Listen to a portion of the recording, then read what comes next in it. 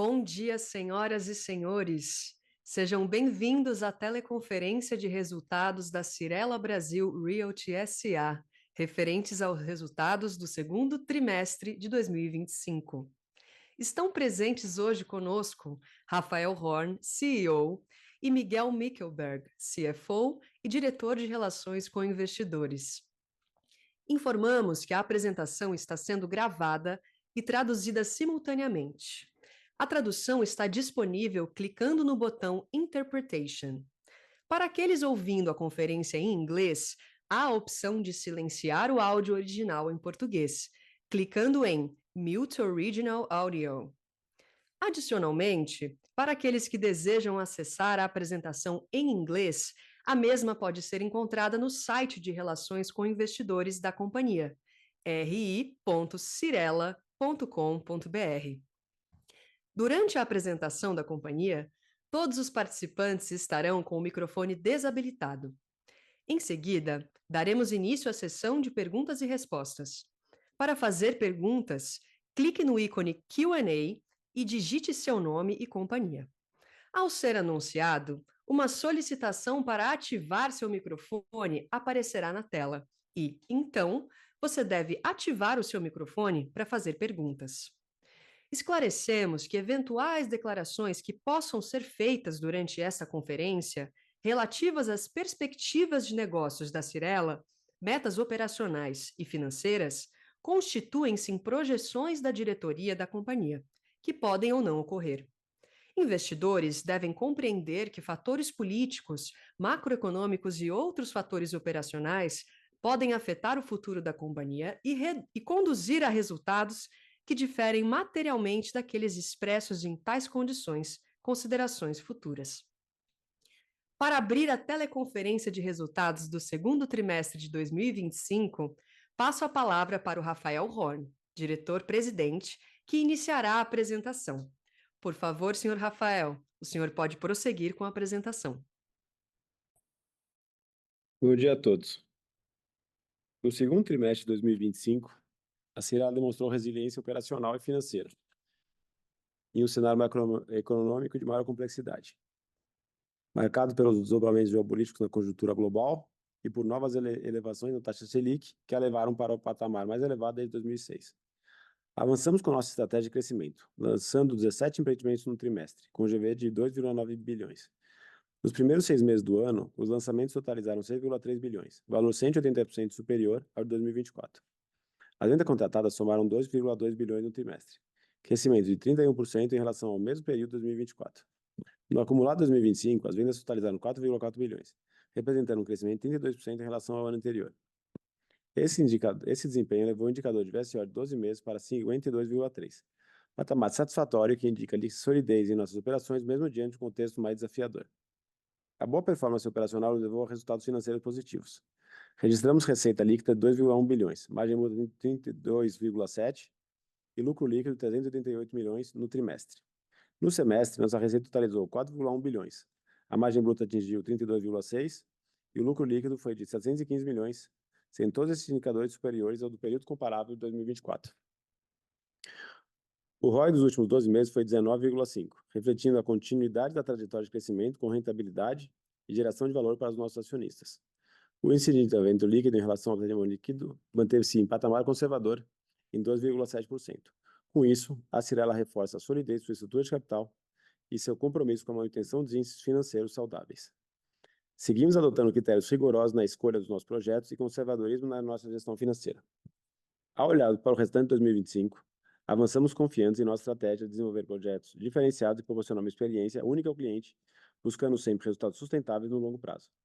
Agradecemos aos nossos acionistas, clientes, parceiros e colaboradores pelo apoio contínuo e reafirmamos nosso compromisso com eficiência operacional, governança transparente e criação de valor ao longo do ciclo econômico. Agora, vamos comentar o nosso resultado operacional. Obrigado, Rafa. Bom dia a todos. Primeiro slide, o slide 4, a gente fala de lançamentos. Então, o lançamento no trimestre foi 2,9 bi, é um crescimento de 176%, quase o triplo do que a gente tinha feito no segundo TRI de 24, e é uma queda de 15% em relação ao primeiro TRI desse ano. No ano até agora, a gente tem 6,2 bi lançados, que é um crescimento de 180% em relação aos mesmos 6 meses de 2024, quando a gente tinha lançado 2,2 bi. No slide 5, a gente está trazendo como destaque um projeto da Vivaz, o Vivaz Selection Laguna, com 200 milhões de reais de VGV, que foi um grande sucesso do trimestre.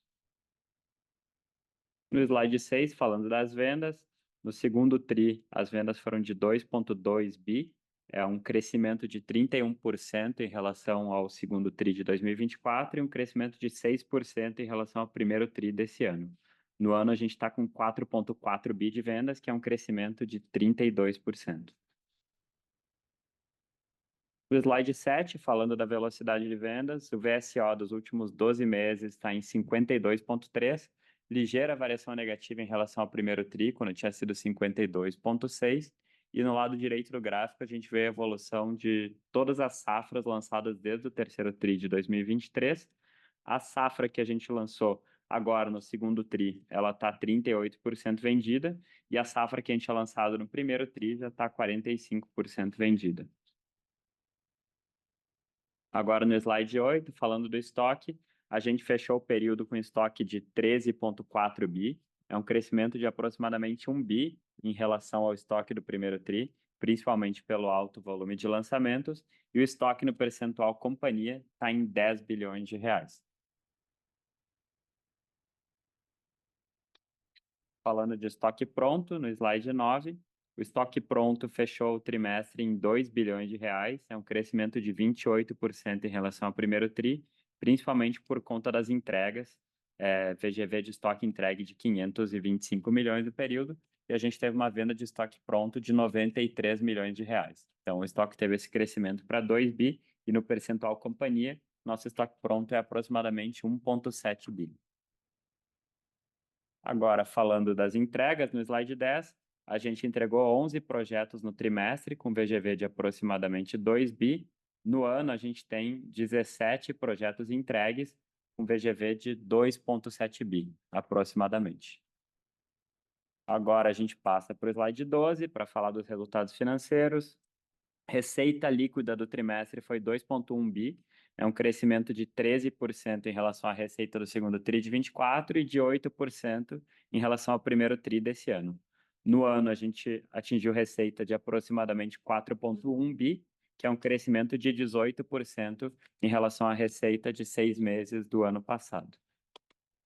Falando de lucro bruto e margem bruta, lucro bruto 690 milhões, com margem bruta de 32,7%, ligeiramente inferior à margem bruta do segundo TRI do ano passado, que tinha sido 32,9%, e ligeiramente superior à margem bruta do primeiro TRI desse ano, de 32,5%.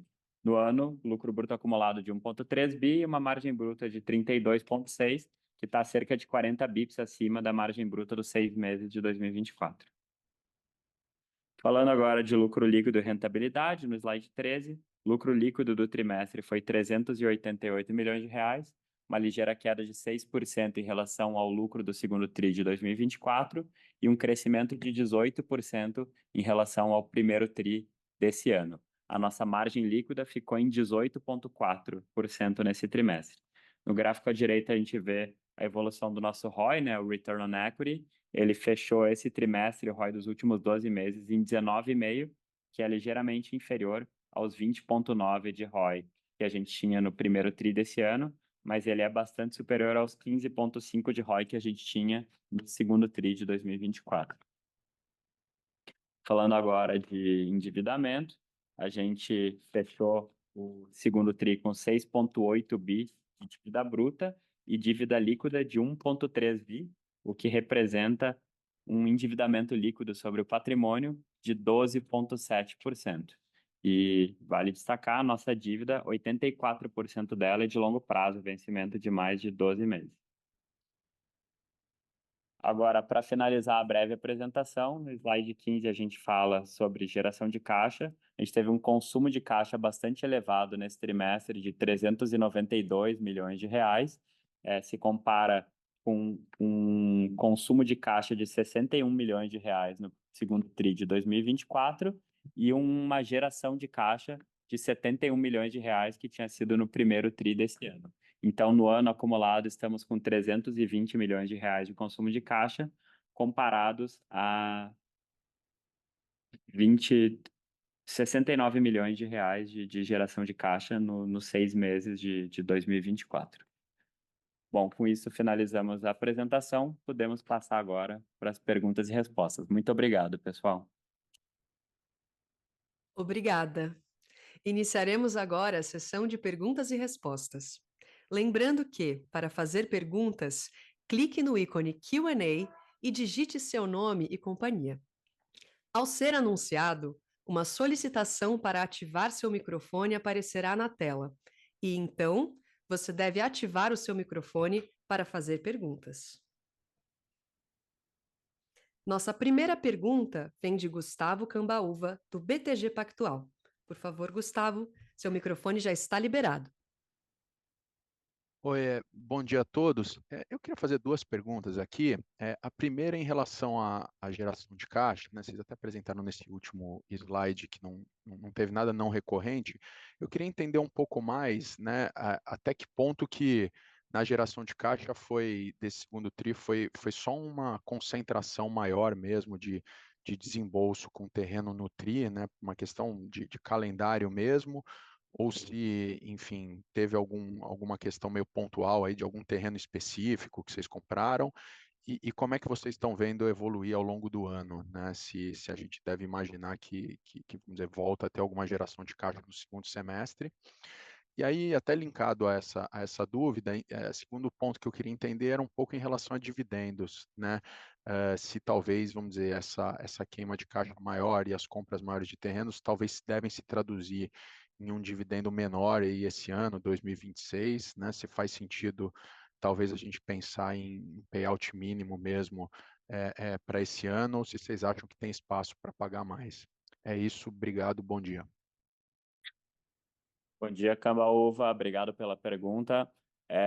Com relação à geração de caixa, de fato, o grande fator nesse trimestre foi desembolso com terrenos. A gente teve um desembolso de 480 milhões de reais no trimestre. É o maior de todo o período para trás que a gente olhou de alguns anos. E fazendo a média dos últimos 12 trimestres, incluindo esse, a média de desembolso em novos terrenos é de 240 milhões por trimestre. Então, nesse TRI foi basicamente o dobro. Esse foi o grande fator. A gente tem também aí algum aumento no desembolso com obra, por exemplo. Esse desembolso com obra, obviamente, bastante dentro do esperado, dado o crescimento da empresa. E terrenos, vale destacar que tem alguns terrenos que nós desembolsamos no trimestre que vão ter sócios e a gente vai ter um reembolso acontecendo nos próximos meses. Então, tem uma reversão aí disso de cerca de 100 milhões de reais. E a gente imagina, assim, que vai ter alguma reversão desse consumo de caixa no segundo semestre do ano, parte por conta de terrenos e parte pelo que a gente tem visto no operacional mesmo. Mas a nossa posição de caixa no final do ano, a geração de caixa, ela deve ficar aquém do que a gente imaginava no final do ano passado e início desse ano. Um dos principais motivos que a gente tem visto, embora a gente tenha mantido uma velocidade de vendas de estoque saudável dentro da nossa meta, até ligeiramente acima da meta, e em linha com o que a gente fez no ano passado, a composição mudou um pouco. Então, a gente está tendo uma velocidade de vendas de estoque até maior no estoque mais jovem, estoque em andamento, e uma velocidade de vendas bastante menor no estoque pronto, e no estoque semi-pronto, que é o que entrega no ano, né? Então, a conversão dessa venda de estoque em caixa ela está sendo menor do que a gente projetava. Então, para o ano, a gente imagina que não deve ficar provavelmente ali no campo negativo, talvez próximo de neutro. Ainda é difícil dizer, ainda tem bastante, né, incerteza, mas vai ficar aquém do que a gente achava no final do ano passado e início desse ano. Com relação a dividendos, a gente pode ter uma perspectiva de uma tributação, né? Então, com certeza é um fator que a gente vai levar em consideração, mas independente disso, a gente sempre vai buscar otimizar a nossa estrutura de capital e a gente vai discutir, sim, ao final do ano, a possibilidade de um dividendo extraordinário. Então, a performance de caixa nesse trimestre e essa questão um pouco mais estrutural da conversão do estoque em caixa, ela não vai mudar a nossa posição de sempre tentar otimizar a estrutura de capital e avaliar dividendos. A gente entende que a gente está com uma alavancagem bastante conservadora, então vamos analisar com cuidado no segundo semestre. 2026, aí sim, ainda é muito cedo para falar, né? Porque aí tem bastante incerteza, pouca visibilidade até o momento. Então, o que a gente pode falar é que, com certeza, no segundo semestre, vamos avaliar a possibilidade de um dividendo extraordinário, de acordo aí com a nossa estrutura de capital e perspectiva para frente.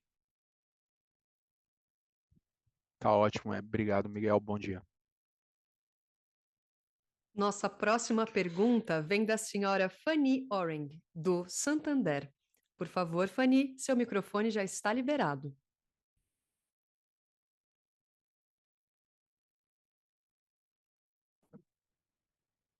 Bom dia, pessoal. Obrigada por tomar a minha pergunta. Eu tenho duas perguntas. Primeiro, vocês podiam falar um pouquinho com relação à performance de vendas que vocês estão vendo aí ao longo do terceiro trimestre, né? O Miguel mencionou já um pouquinho com relação à venda de estoque, mas vocês podiam falar um pouquinho com relação à venda de lançamentos, né? E também vocês podiam quebrar, né, com relação a segmentos de renda. Essa seria a minha primeira pergunta. A segunda pergunta, vocês podiam falar um pouquinho também com relação à compra do terreno da Tecnisa, né? Quando vocês têm expectativa de ter esse desembolso de caixa com relação a essa aquisição? E também com relação à expectativa de, eventualmente, ter parceiros também nesse projeto. Seria isso. Super obrigada. Fala, Felipe, tudo bem? Sobre vendas,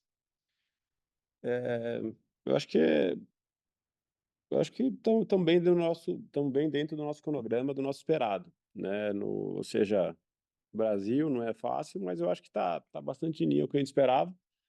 Né?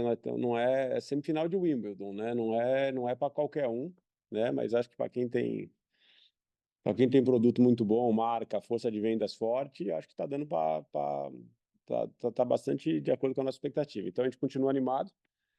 Ou seja, não leia aqui que nós estamos animados com a economia, também, não é isso que eu estou dizendo. Eu acho que o Brasil continua uma trajetória de PIB aí que mal ou bem dá 2, dá 2,5, dá 3, dá 1,5, mas não é PIB zero. Enquanto o PIB for 1,5, 2, eu acho que a gente consegue né, jogar a semifinal de Wimbledon, brigar para o final e se dar bem. Então a gente continua achando que esse é o cenário.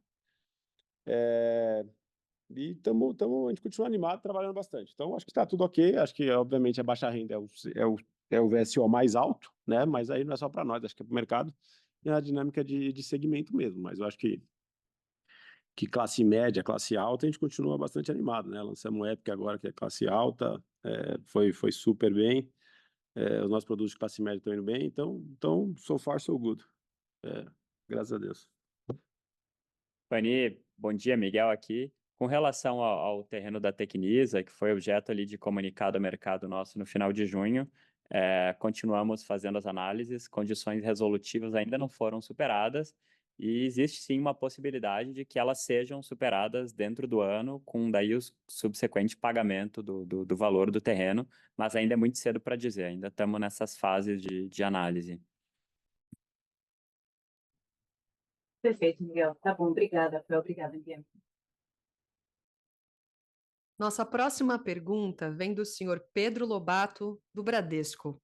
Por favor, Pedro, seu microfone já está habilitado.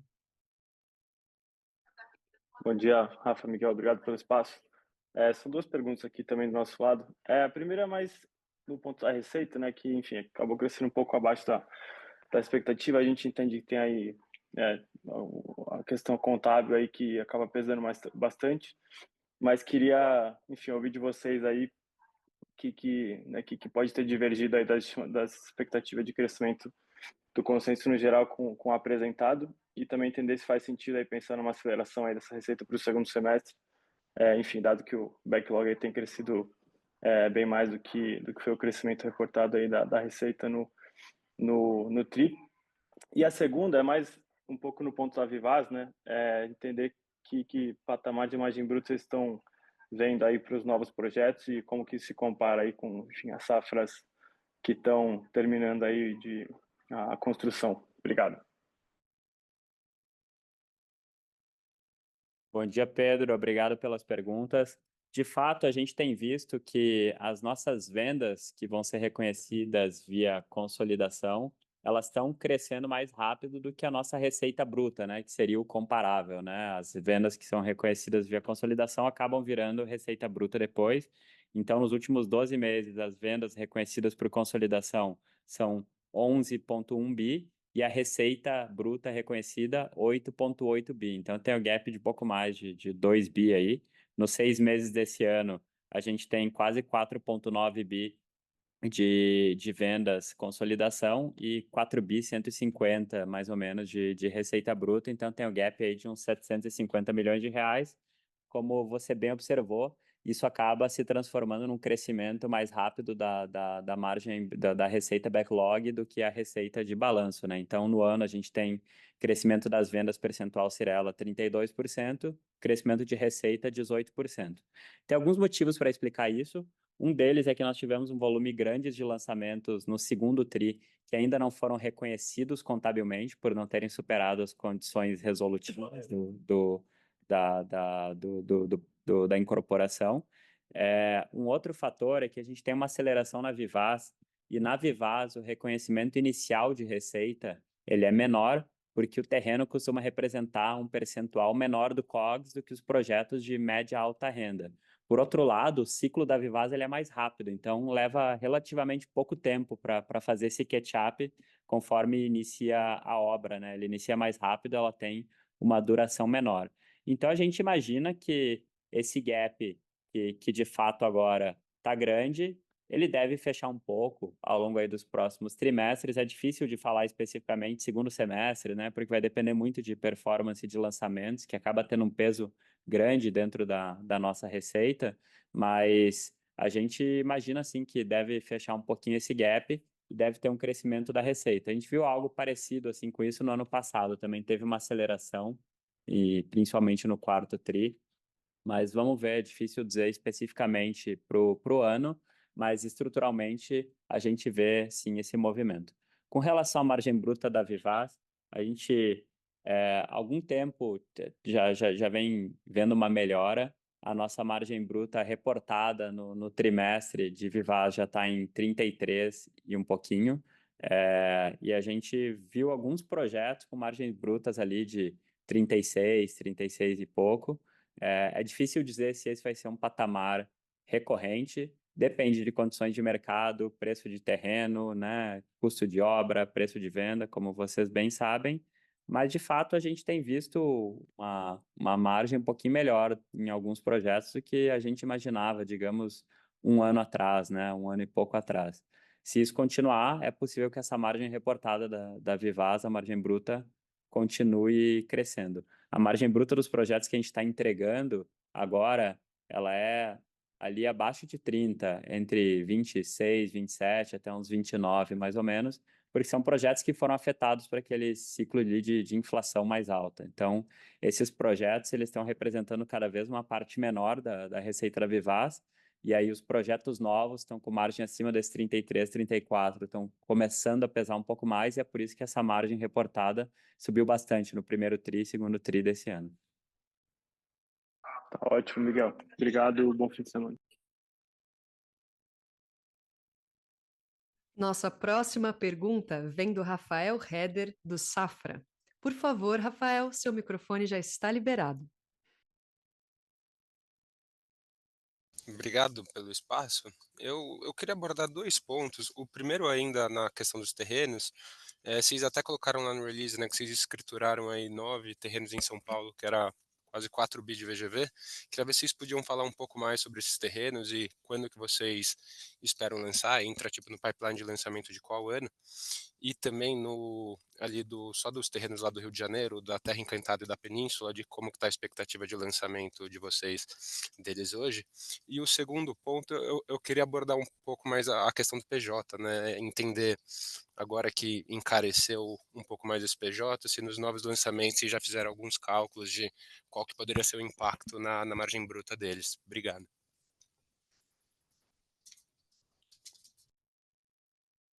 Olá, tudo bem? O terreno, acho que não tem nada demais. Todo terreno que a gente compra, não é que nós aceleramos esse TRI compra de terreno, nada a ver com isso. Os terrenos que a gente compra, geralmente, eles têm cláusulas resolutivas, tem um monte de assuntos a serem superados e acabou que nesse trimestre a gente acabou confirmando muito terreno, mas é circunstancial, não tem nada. Podia ter acontecido 4 meses atrás, podia acontecer daqui a 8 meses, então não tem nada, ou seja, não aceleramos nem desaceleramos, está tudo dentro do nosso cronograma. Muitos desses terrenos são terrenos, inclusive, que nós estamos escriturando para lançar esse ano, ou que já estão na grade de lançamento confirmados. Deve ter muita coisa a ser superada. E por isso que a gente acabou escriturando este trimestre, mas não tem nada. De novo, se alguém ficar lendo esse dado e entender se nós estamos acelerando ou desacelerando, ele vai ficar com uma impressão bastante errada. Não quer dizer nada, não é retrovisor, não é nada. É simplesmente nós temos, né, a gente lança, sei lá, 70 terrenos por ano. É normal que você, né, compre 10, 20 num trimestre, dependendo da circunstância. Mas, de novo, são terrenos antigos que você confirma agora, tá? Então, não tem nada demais acontecendo. Sobre Península, a gente vai lançar agora no Rio de Janeiro Península, também animado. O terreno Terra Encantada ainda é um terreno que não está no nosso land bank ativo, ou seja, não teve expectativa de lançamento ainda, tem algumas coisas a serem superadas, então ainda não é um negócio. Esse é um dos terrenos que não é ativo, tá? Então a gente ainda não tem nada, não está na nossa grade nem deste ano, nem do ano que vem, nem daqui a 2 anos, tá? A gente está trabalhando para que finalmente ele possa vir a ser um terreno. Sobre margem bruta e a taxa do PJ, o Miguel vai falar. Bom dia, Rafael. Com relação à taxa do PJ, a gente não pode dar números específicos, mas teve sim um aumento expressivo. Com certeza, algum impacto em margem bruta deve ocorrer por conta desse aumento do PJ, mas vale lembrar que isso aconteceu para as novas contratações desse ano e leva algum tempo, né, até que isso se materialize em impacto, né? Você lança o projeto, leva no médio alto padrão 9 a 12 meses para iniciar a obra, e aí depois de algum percentual de obra você começa as liberações, e aí é que vai começar a ter algum impacto. Então, estamos falando de um impacto talvez mais para segunda metade de 26 e ainda bastante limitado. Acho que, por um lado, com certeza, é uma notícia ruim o aumento do nosso custo de funding. Por outro lado, a gente também viu uma queda no custo de funding de dívida corporativa, né? A gente fez uma emissão de CRI muito bem sucedida no segundo TRI, com taxas, spreads, né? Taxa do papel abaixo de 100% do CDI, foi a emissão mais barata que a gente já fez. E também a situação do PJ, a gente entende que no relativo ela provavelmente tende a impactar mais outros concorrentes, o que pode até gerar um efeito de competitivo que não é negativo para a gente. Não, tá ótimo, pessoal. Bom dia. Nossa próxima pergunta vem do senhor Tainan Costa, do UBS. Por favor, Tainan, seu microfone já está liberado. Bom dia, pessoal. Do meu lado são duas também. Queria explorar primeiro a venda do terreno que vocês fizeram no Rio de Janeiro, né? Tentar entender com vocês um pouquinho desse racional, qual segmento, né, esse projeto ele estava enquadrado, se foi algo relativo à mudança do plano diretor, enfim, o que a gente consegue ter de leitura para se foi mais pontual, recorrente, não recorrente, ou se tem alguma leitura que possa acontecer mais vezes. E a segunda é um follow-up na questão de top line, né, de receita.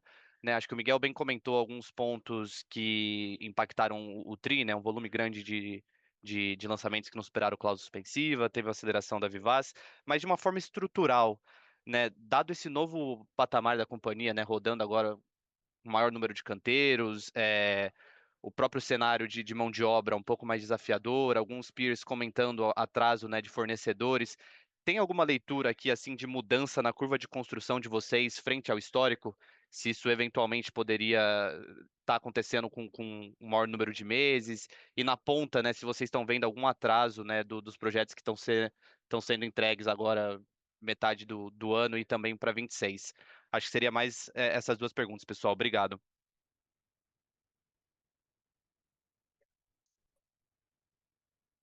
Fala, Tainá, tudo bem?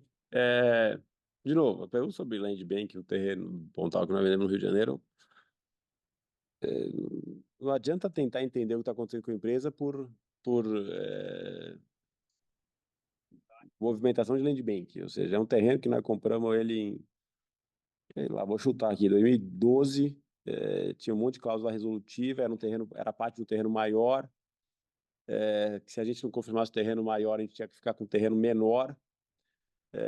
A gente acabou não confirmando o terreno maior, acabamos ficando com terreno menor, e o fato de não confirmar o terreno maior é justamente porque a gente achava que seria não viável o lançamento desse projeto maior, e, em consequência, o terreno menor também não seria muito viável. Mas a gente achou que na época valia a pena comprar o todo, e a porta de saída, caso a gente não confirmasse todo, seria ficar com um terreno menor, tá? Era alguma coisa assim, tá? Você me perguntou, né, que eu não estava preparado para essa pergunta, mas era alguma coisa assim, tá? E aí acabou que esse terreno entrou no nosso land bank e a gente não queria lançar ele, certo? Então, depois de algum tempo, a gente conseguiu finalmente vendê-lo. Então, não quer dizer nada, né? Só quer dizer que se nós temos terreno que a gente não usa, a gente precisa vender esse terreno, certo?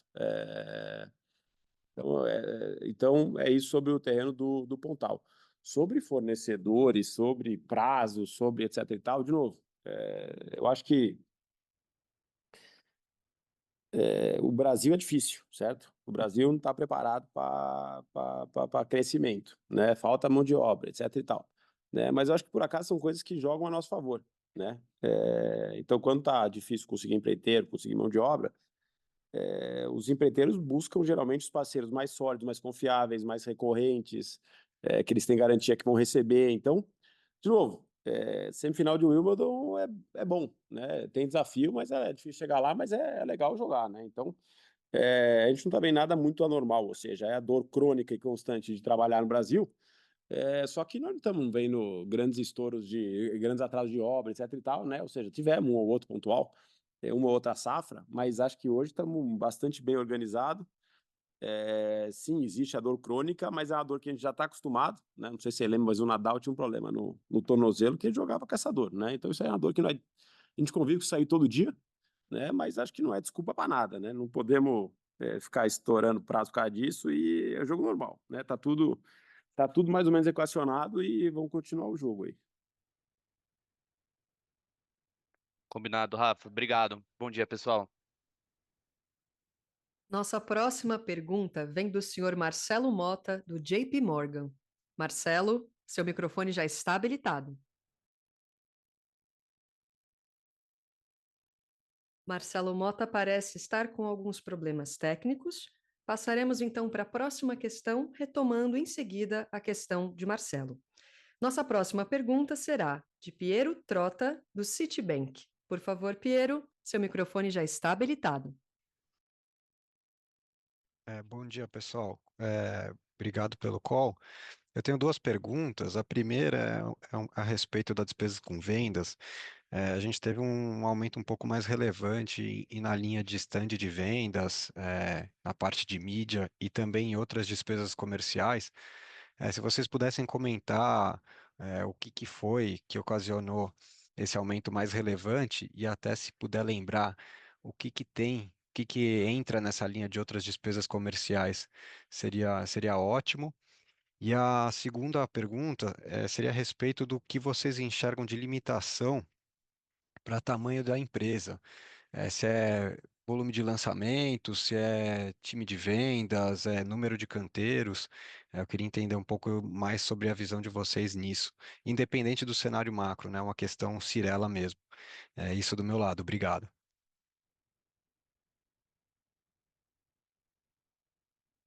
Pia, tudo bem?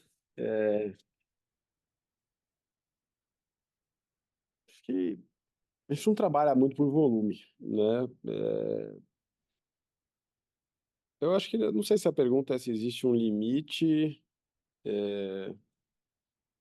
A pergunta é qual o horizonte de tempo que você dá para esse limite, né? Então, você sair de, sei lá, 10 bi para 20 bi em 2 anos, eu acho que não tem como, né? Nós não temos estrutura para isso. Agora, o tempo, de novo, sei lá, né? O tempo pode permitir crescer. Então, não sei se existe esse limite tão objetivo, né? Acho que o limite é o quanto a gente consegue entregar de engenharia, tamanho de mercado. Então, acho que engenharia é um fator, não diria que é um gargalo, acho que é um fator a ser considerado, tamanho de mercado é outro fator a ser considerado, e o resto é trabalho, mas a gente não trabalha muito para isso, a gente trabalha muito mais no, ou seja, o nosso desafio aqui é manter a liderança aqui, o time todo nosso aqui esticado. Então, enquanto a gente estiver conseguindo esticar todo mundo aqui sem desequilíbrio e sem desarmonia, vamos tentar, né? De novo, o mercado é um limitador. Então, de novo, são perguntas que a gente não sabe, são perguntas que a gente não se preocupa muito. A gente só se preocupa em ter um time bom e comprar os terrenos que a gente acha bom. O resto a gente soma, né? Vai somando aí terreno e vamos indo. Mas, de novo, não é um assunto para nós, tá? Se puder crescer, ótimo. Se não crescer, é ótimo também. O importante é o ROI ser bom e o time estar desafiado.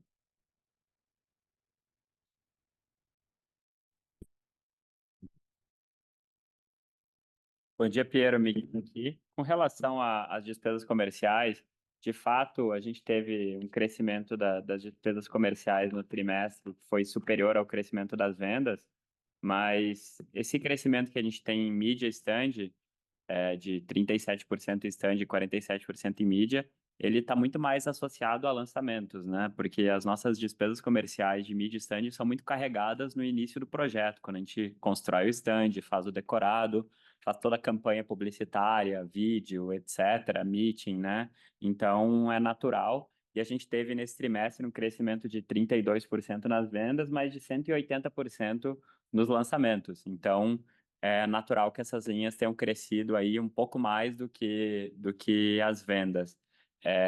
E aí, por outro lado, a receita cresceu só 18%, né? Então acabou pesando um pouco mais, tendo um efeito dilutivo no nosso lucro líquido. Com relação à linha de outros, aproximadamente 2/3 dessa linha de outros é ITBI e registro de unidades repassadas na Vivaz. Então, na Vivaz, a empresa arca com o ITBI e registro, e aí essas despesas entram na despesa comercial. Teve um crescimento relevante nesse trimestre e no ano tem tido esse crescimento, e ele reflete o nosso crescimento de volume na Vivaz e também nossa aceleração de repasse. Então, por mais que a linha tenha ficado alta e crescido mais do que vendas, ela está dentro aí do normal, dado que teve muito mais crescimento de lançamentos. Piero, acho que, só para voltar à tua pergunta, é o seguinte, eu acho que a gente não acredita muito em planejamento estratégico. A gente, né, ou seja, se me perguntar se ela estaria lançando em 2025 ou 24, 10 bi, 4 anos atrás, eu te responderia não, né? Não, porque não acho que se a gente sentasse aqui com a diretoria e planejasse 24 e 25, não daria 10 bi, né? O ponto é que planejar esse tipo de coisa tem muito pouco valor, né? É muito difícil prever, a gente não sabe essas coisas, né? Acho que as respostas que a gente encontra aqui é fruto do time, né? O time está lá trabalhando, né? O time é competente. E aí as coisas vão somando, né? Então é muito mais, né? Ou seja, você não entra no jogo de futebol falando que você precisa ganhar de 12-0, né? Você só monta o teu time, depois você bota o teu time lá para jogar e o resultado é o que vai ser, né? Então a gente trabalha desse jeito, né? Acho que não tem nenhum valor saber se nós vamos usar 14 bi daqui a 2 anos ou 8 bi. O que nós vamos estar fazendo é trabalhando. E aí as respostas são dadas no dia a dia, né? O dia a dia aparece terreno, aparece oportunidade e a gente vai somando, né? A gente vê muito pouco valor em planejamento.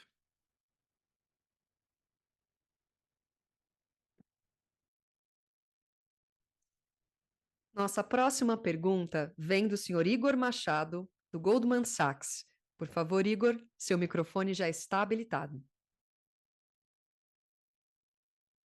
Bom dia, pessoal. Obrigado pelo espaço aqui para as perguntas. São duas aqui do nosso lado. Primeira seria em relação a terrenos, né, mas não focado nas movimentações da empresa, mas eu queria entender um pouco melhor como vocês estão vendo o cenário do mercado, em termos de preço e competição.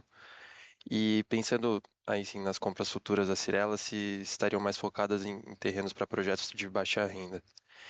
E a segunda pergunta seria em relação às mudanças que estão sendo discutidas no sistema de financiamento imobiliário. Então, qualquer cor que vocês puderem dar sobre como vocês estão vendo as conversas e as expectativas já ajudaria aqui. Obrigado. Fala, Igor, tudo bem?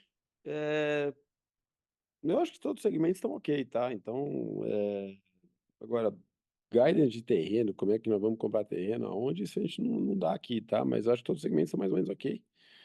Nós já temos uma boa grade para 2026, e estamos trabalhando na grade para 27. Então, de novo, né? Nós vamos ver o que falta, e é o que eu falei antes, né? Então, o time está lá, o time está trabalhando e o resultado é consequência. Nós estamos agora procurando oportunidade e trabalhando. Então, quando vai lançar a grade de 2026 está meio que pronta. O que vai lançar em 2027 é o que a gente achar, né? Se for mais ótimo, se for menos ótimo também. E vamos ver o que acontece. Mas, de novo, não dá para não estamos procurando mais um segmento que outro, né? A gente procura oportunidade. O que tiver de oportunidade, a gente vai comprar. Bom dia, Igor. Miguel aqui. Com relação às mudanças no SFI, a gente não sabe mais o que já foi, né, publicado na imprensa. A gente sabe que existem discussões. Essas discussões potencialmente poderiam levar a um aumento na oferta de crédito imobiliário que poderia, eventualmente, causar algum impacto positivo de preço, né, alguma redução de taxa. Eu, pessoalmente, acredito que não tem bala de prata e acho que com o juro alto e com a situação de poupança, é difícil um cenário que a gente veja alguma redução substancial e acho que qualquer medida que seja aprovada de mudança tem que fazer sentido para os bancos, porque os bancos é que acabam sendo os originadores, né, de toda essa carteira. Então, a gente espera que no tempo tenha alguma evolução que possa ser positiva e que faça sentido para os bancos e seja positiva para o ambiente de crédito imobiliário e para o setor, mas a gente não tem muito mais cor do que isso para dar, não. Tá claro. Obrigado, pessoal. Nossa próxima pergunta vem do senhor Daniel Gasparetti, do Itaú BBA. Por favor, Daniel, seu microfone já está habilitado. Obrigado. Bom dia, Rafa. Bom dia, Miguel. Obrigado pela oportunidade. São duas perguntas. Acho que ficou claro a cabeça bottom-up de vocês e que a estratégia é muito orgânica, mas eu queria só entender com vocês onde é que vocês estão encontrando mais oportunidade na compra de terreno, se é mais na baixa renda, média, alta renda, mais para entender em que direção que o volume de lançamento está crescendo, e entender com você eu imagino que a resposta vai ser não, dado que é muito orgânico, mas se de alguma forma você pensa em algum equilíbrio entre a exposição dos segmentos ou se, da mesma forma que você falou, vai colocar um time para jogar e a gente vai ver o resultado no final. Essa seria a primeira pergunta. A segunda pergunta, vocês comentaram muito a respeito, foram feitas perguntas sobre custo de financiamento, a mão de obra, e você ressaltou muito que, poxa, se está difícil, fica difícil para a gente, fica mais difícil para a competição. Então, eu queria entender um pouquinho mais como é que você está vendo esse ambiente competitivo, se de alguma forma você tem visto competidores reduzindo o lançamento, repensando estratégia, alguma coisa acontecendo no ambiente competitivo, e se possível você pudesse classificar entre o que é baixa renda e o que é média renda aqui nessa sua opinião. Por favor, obrigado.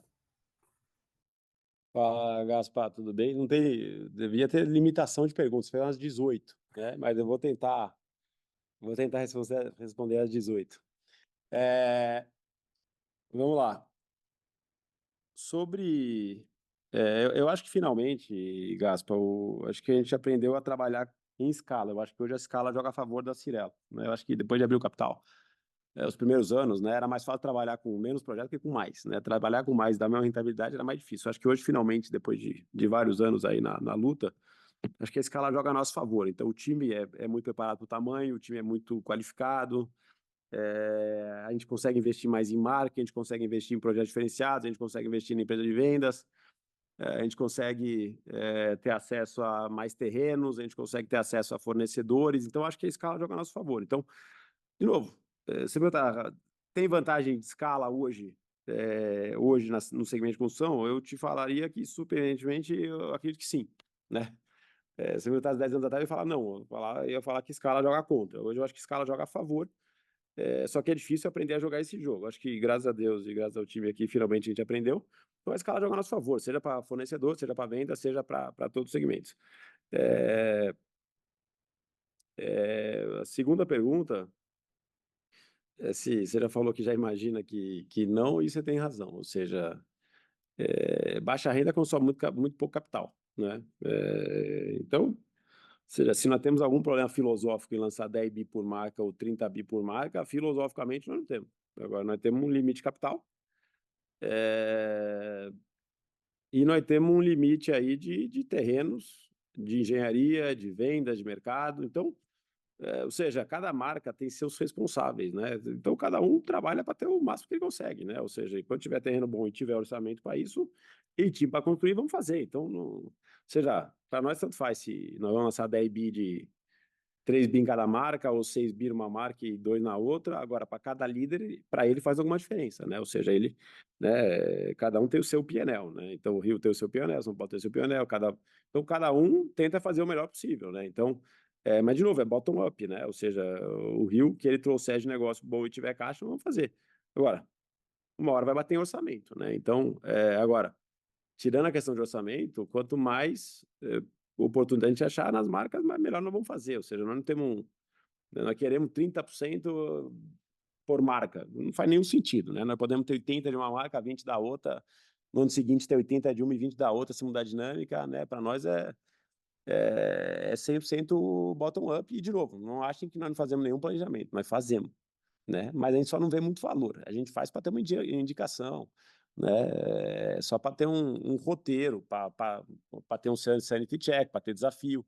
Mas a gente não toma decisão desse jeito e nem pretende. Então, respondendo de forma objetiva, não, nós podemos fazer qualquer volume em qualquer marca sem nenhuma restrição ou sem nenhuma combinação ideal. Para nós, todas as combinações são ideais. Perfeito, Rafa. Obrigado e desculpa ter feito as 18 perguntas aí. Valeu Não, mesmo. Bom fim de semana. eu falei brincando, pode perguntar 24. Eu só falei brincando que se tivesse limitação não ia poder responder todas, mas eu com prazer. Tá ótimo. Obrigado. Até mais. Nossa próxima pergunta vem do senhor Mário Simplício, do Morgan Stanley. Por favor, Mário, seu microfone já está liberado. Bom dia, Rafa. Bom dia, Miguel. Eu tenho duas perguntas.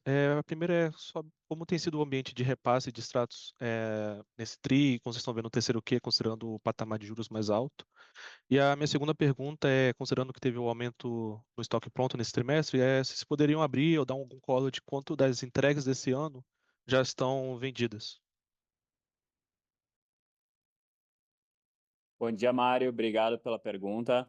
Primeiramente, com relação aos repasses e distratos, de fato, a taxa subiu bastante. Primeiro em janeiro, agora em maio a gente teve alguns movimentos pontuais, então a nossa taxa média de financiamento no segundo TRI, ela foi de perto de 12, né? Lembrando que no quarto TRI, a taxa média do financiamento dos clientes foi 10,27, se eu não me engano, perto de 10,13. Então, teve um aumento aí de 170 bips em 4, 5 meses. Por outro lado, a gente tem conseguido repassar aos clientes. A gente até tem visto na ponta um ligeiro aumento aí de alienação fiduciária para alguns casos, porque em alguns casos a primeira parcela do cliente pode ficar até menor do que no banco por conta desses aumentos de taxa que nós tivemos. A gente não tem tido distratos acima do nosso budget, acima do nosso planejamento. Temos conseguido navegar bem. Claro que pode ter alguma exceção de produto, uma ou outra, mas a gente está ficando dentro do budget. Imagina que vai ficar dentro do budget do ano. E o repasse, por mais que esteja demorando um pouquinho, a gente está conseguindo fazer ele. Com relação às entregas do ano, percentual vendido, o que faltava entregar no ano, em 30 de junho, estava 92% vendido e 54% pago. E já aproveitando o número de 2026, o que entrega em 2026 está 87% vendido e 39% pago, tá? Então, são números aí bem saudáveis pelos próximos 18 meses. Ficou super claro, obrigado. Encerramos, neste momento, a sessão de perguntas e respostas. Gostaria de passar a palavra ao senhor Rafael Horn para as considerações finais. A gente agradece a todos aí a participar do call e a gente se vê aí, se Deus quiser, no próximo trimestre. Obrigado, um abraço. A conferência de resultados da Cyrela está encerrada. Em caso de dúvidas, enviar a sua pergunta para o time de Relações com Investidores através do e-mail ri@cyrela.com.br. Agradecemos a participação de todos. Tenham um bom dia.